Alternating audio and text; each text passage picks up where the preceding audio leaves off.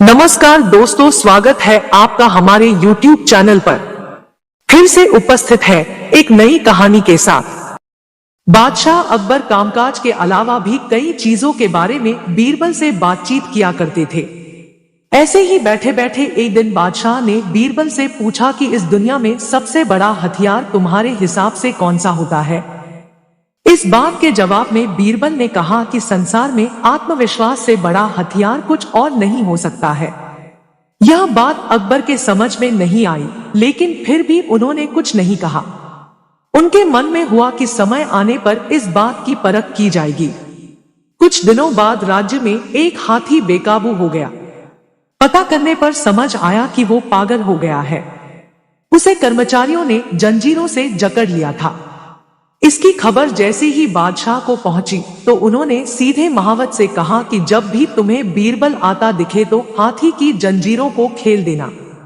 यह सुनकर महावत हैरान हो गया, लेकिन बादशाह का आदेश था, इसलिए सिर झुकाकर चला गया। अब अकबर ने बीरबल को महावत के पास जाने के लिए कहा। महावत ने भी बादशाह के आदेश का पालन करते हुए बीरबल को आते देख हाथी को जंजीरों से मुक्त कर दिया। बीरबल को इस बात की खबर नहीं थी, इसलिए वो आराम से चल रहे थे। तभी उनकी नजर चिंघाड़ते हुए हाथी पर पड़ी। जैसे ही उन्होंने देखा कि हाथी उनकी ही तरफ आ रहा है, वो कुछ समझ नहीं पाए। कुछ ही देर में उनके दिमाग में हुआ कि बादशाह ने मेरी आत्मविश्वास वाली बात को परखने के लिए ही इस हाथी को मेरे पीछे छोड़ने का आदेश दिया होगा। अब बीरबल इधर उधर भागने की सोच रहे थे, लेकिन ऐसा कुछ हो नहीं पाया। सामने से हाथी आ रहा था और अगल बगल में भागकर जाने की जगह नहीं थी। इतने में हाथी बीरबल के काफी करीब पहुंच गया। तभी बीरबल ने सामने एक कुत्ते को देखा और उसे टांगों से पकड़कर हाथी की तरफ फेंक दिया। कुत्ते चीखते हुए हाथी से टकराया।